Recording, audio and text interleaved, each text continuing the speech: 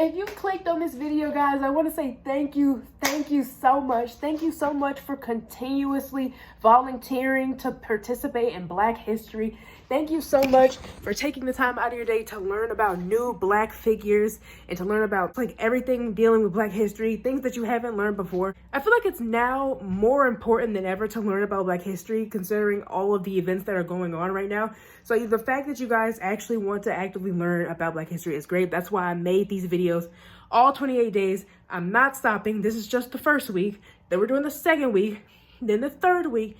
And I just want to say thank you guys so much for watching and tuning in. More to come. Happy Black History Month.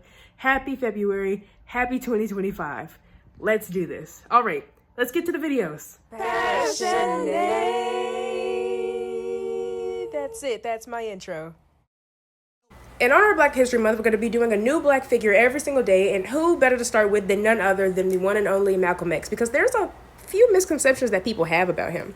The first thing I wanted to start off was Malcolm X's name. A lot of people think Malcolm X was his real name. It was not. His real name was Malcolm Little. He changed it to Malcolm X because he didn't think Black people should have the white last name that they were given, and that they should change their last name to not have the same last name as the oppressor. A big misconception that people have between Martin Luther King and Malcolm X is that people thought Malcolm X was the one who promoted violence between Black people and white people, whereas Martin Luther King was the one who promoted peace, peaceful protest. That is not true. Malcolm X also wanted to be peaceful between white people. The difference is that Malcolm X wanted Black people to defend themselves if white people came along and they wanted to start some trouble. Whereas Martin Luther King wanted everything to be peaceful. He wanted Black people and white people to live in a peaceful society, and that if white people tried to attack the Black people, just put your arms up in the air and just let it happen, you know? But Malcolm X did not want there to be trouble between the Black people and the white people. Also, a little side fun fact, Martin Luther King's real name was Michael. He changed it as well. Basically, the only thing Malcolm X kept fighting for years and years on end was he just wanted Black people to have their own businesses and their own institutions and their own places to buy things from and for each other, you know? Malcolm X wanted there to be a Black space that Black people can go into and make money off of each other instead of having to rely on white people and their businesses and their institutions. We would have our own and we would be happy like that. Now, was it a form of segregation? Maybe, but it was peaceful segregation. But the only reason he wanted it is because he wanted Black people to have money and all these nice things that white people have, and without having to rely on white people, they could give it themselves, you know? Malcolm X was assassinated February 21st, 1965. That's right, he was assassinated on Black History Month. But before it was Black History Month, he was assassinated by a man named Thomas Hagen. And there was rumors that it wasn't just him, that it was two other guys. All three of them were sentenced, but in 2021, the two other guys were exonerated, and just Thomas Hagen is still in prison to this day. That's a little bit about Malcolm X and what his purpose was. In honor of Black History Month, we're going to be covering a new Black figure every single day. A lot of people know Rosa Parks. She's a big, prominent name in the Black History movement, but a lot of people don't know a lot about Claudette Colvin. So let's talk about her for a little bit. Claudette Colvin was a 15-year-old girl who refused to give up her seat when a white person wanted to sit down, and she got arrested for it at 15 years old. She was actually the first person to do this, not Rosa Parks. But the reason why Rosa Parks became so famous for doing this is because, well, Rosa Parks was a little bit lighter than Claudette Colvin. Also, she wasn't a 15-year-old girl. So basically what happened, Rosa Parks and Martin Luther King banded together and they basically created this movement. This wasn't something that just happened. This was orchestrated by the Black History movement. So this is why Rosa Parks got all this coverage and it went so viral when they did this, because it was orchestrated, and also she had the face of something they were trying to create, and unfortunately Claudette just didn't have that face. But they did meet. Rosa Parks did meet Claudette and they talked about it, and that's what gave them the idea to orchestrate this movement. But back to Claudette.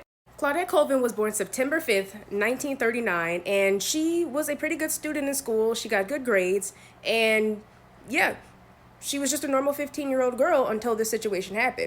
So when she refused to give up her seat, she actually said, "It's my constitutional right to sit here as much as that lady. I paid my fare. It's my constitutional right." Colvin felt compelled to stand her ground. I felt like Sojourner Truth was pushing down on the one shoulder and Harriet Tubman was pushing down on the other. And when she said this, that's when she garnered the attention of Rosa Parks and Martin Luther King, and that's when they orchestrated their sit-in with the bus. And when Claudette got arrested, guys, she she ended up with a record, and that wasn't good for school, so she ultimately ended up having to drop out. But good thing is, that didn't stop her. She still ended up getting a job. She became a nurse aide, and she ended up having kids and living a fairly happy life. This would usually be the part of the story where I say the date of the day the person died, but she's still alive to this day. Claudette Colvin is 85 years old in the year 2025. Yep, that's right. So it goes to show that this stuff wasn't that long ago, and this is the person who helped with buses being desegregated. So, Claudette Colvin, everyone. In honor of Black History Month, we're celebrating Black figures, and we're on day 3 today. And quick, can you guys tell me who this is? No. This is Thomas Edison. Don't worry, we're not talking about him. But I do want to give you guys some context before we get into this next story. Thomas Edison is known for creating the light bulb. But, come on. You guys know this man didn't actually create the light bulb.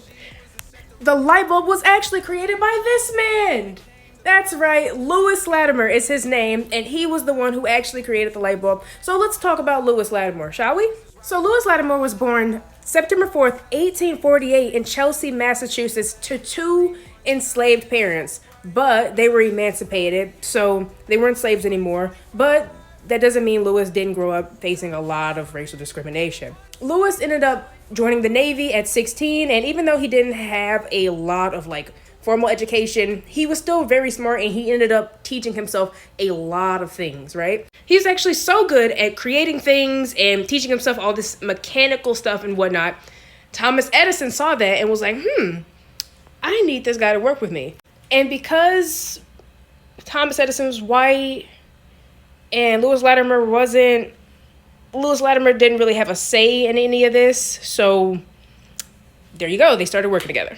So as time goes by, right, Lewis Latimer, he's coming up with all these ideas, right?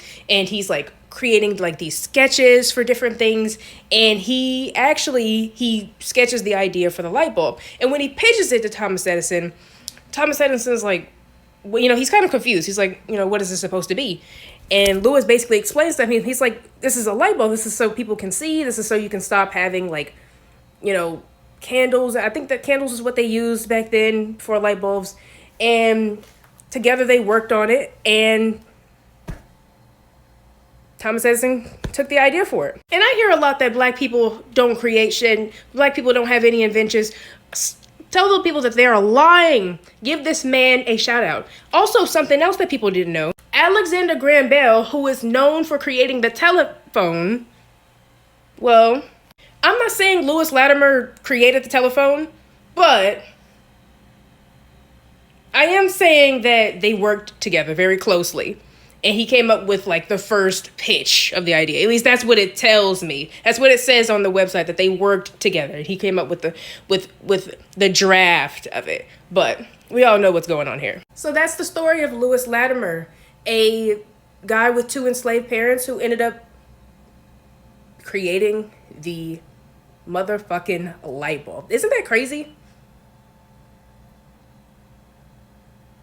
Let's give it up for Lewis, everyone. Guys, something I also forgot to mention was that Lewis was one of the first people to help make air conditioning. Yeah, that's right. He was one of the first people to come up with the first AC unit. So, yeah. Stay air conditioned, fellas. Don't forget to subscribe. That's it. That's my outro.